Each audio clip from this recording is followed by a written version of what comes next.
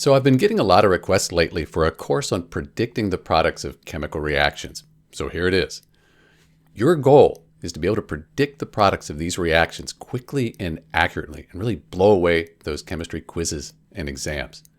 So to do this right now, download the course guide and follow along, work the problems with me as we go through the course.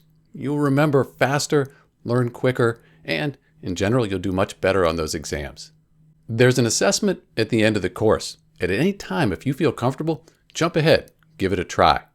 So right now, let's predict the products of these chemical reactions. Future you is going to be grateful when you get those exam scores back.